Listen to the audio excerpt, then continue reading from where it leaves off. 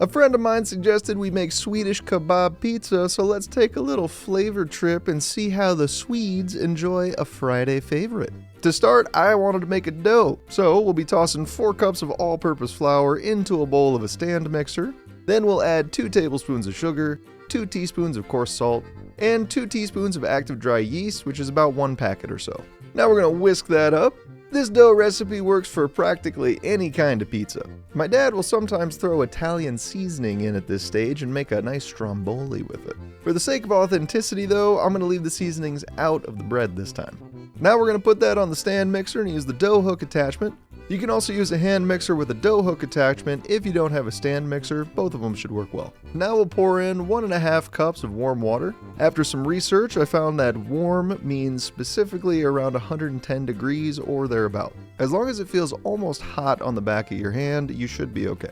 Set your mixer to low and let it mix most of the flour in. This is less for the technique and more so you don't launch flour everywhere. Once that's not a concern, we'll add in 2 tablespoons of olive oil and slowly increase the speed. At some point, you'll want to stop the mixer and wipe down the sides of the bowl with a spatula just so we don't have any pockets of flour. This is a kinda trust the process sort of moment. The flour will take some time to fully mix in, but if you're concerned that the dough is too dry, give it a good poke.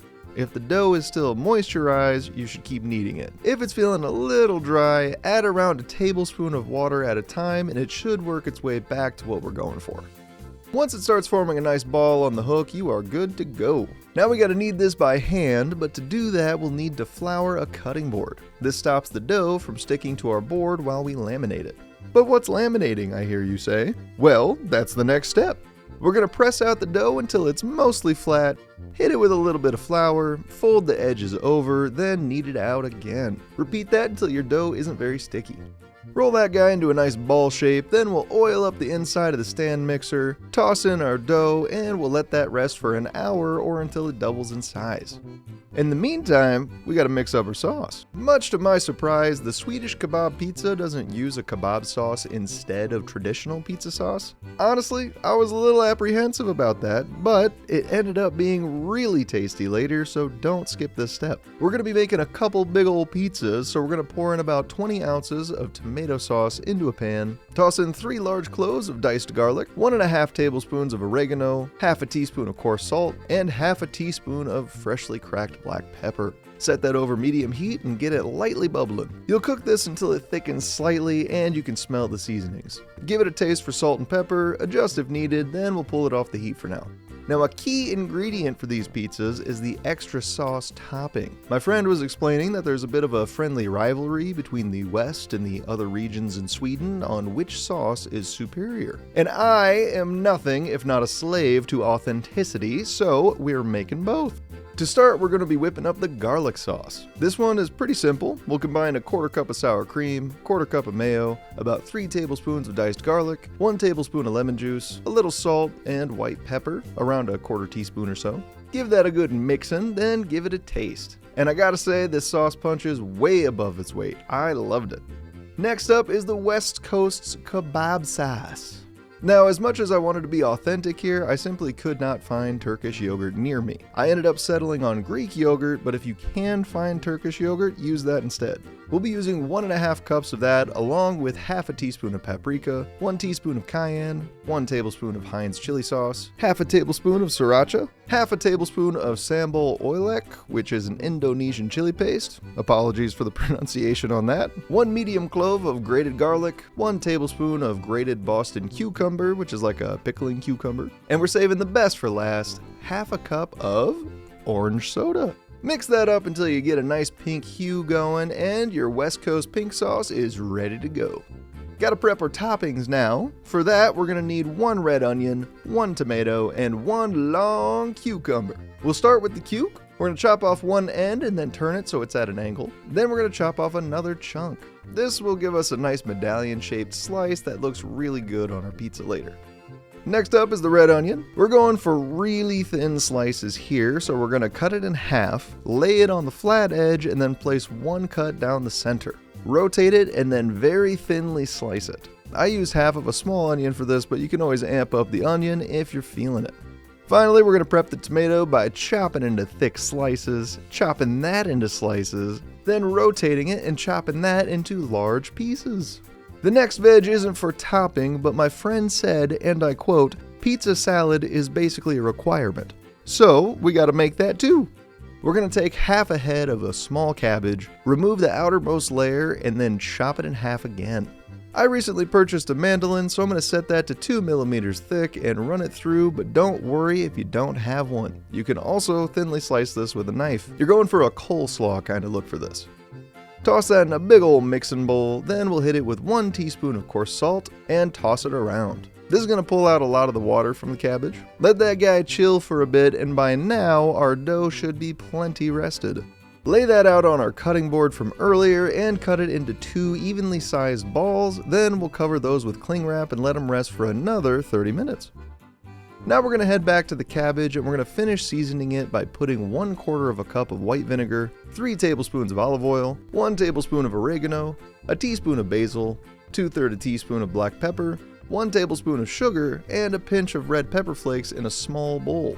Whisk that up separately so everything gets combined and the sugar dissolves. Then we're going to pour it into the cabbage, mix it up, and stick it in the fridge to rest. Now those can rest, but we got a little more chopping to do. Now I'm not exactly sure what kebabs in Sweden are flavored like. It seems like a simple thing, but really it could be any number of flavors. So with that in mind, I thought it best to use Kaiser Colonel Kebab's beef seek kebabs and Midamar's gyros. I highly recommend thawing these products before doing this though. It'll make cutting significantly easier. Pull those kebabs out of the package and then we're going to cut them into nice bite-sized pieces. If you're looking to pick up some authentic kebabs or gyro, head to midamarhalal.com or use the link in the description. Make sure you use code YTV10 for $10 off your next order while you're there. Alright, we're going back to the chopping. I like to have my gyro into little strippies for pizza, but diced pieces also work well. The choice is yours.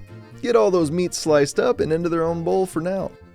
Alright, now we're in the final stages. We're going to lay some flour on a baking sheet and then use your knuckles to spread the dough into a nice little pizza disc. This is going to take some time because our dough is going to spring back, but it'll get there in the end. Just be patient. Once both your crusts are made, we'll pour about a tablespoon or so of olive oil onto each crust and spread it around. This will give our crust a little bit of color while it par bakes.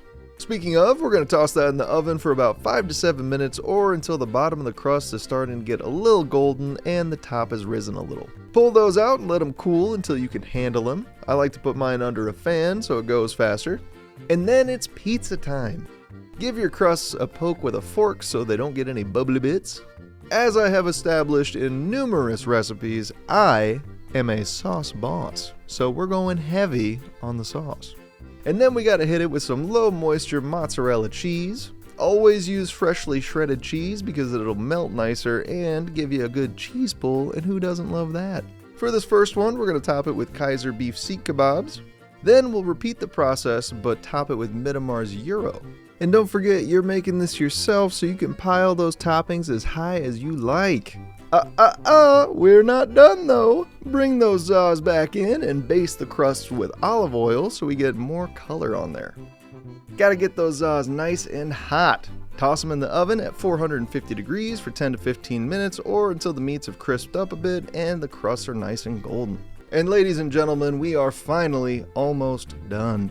We just need to slap some shredded lettuce on each pizza, strategically place some cuke medallions, give it a generous sprinkling of red onion, gently lay some tomatoes on there. If you're feeling spicy, you can hit it with a pepperoncini or 2. Then it's sauce time. For the beef seek kebab, I decided to hit it with the pink sauce, and the gyro got the garlic, but as always, the choice is yours. Use them both, use one or the other, mix and match, it's up to you.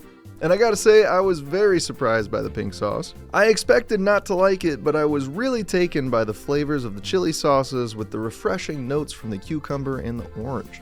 But that's it for me this week. I hope you liked this recipe as much as I liked making it, and we'll see you next week with another delicious halal recipe.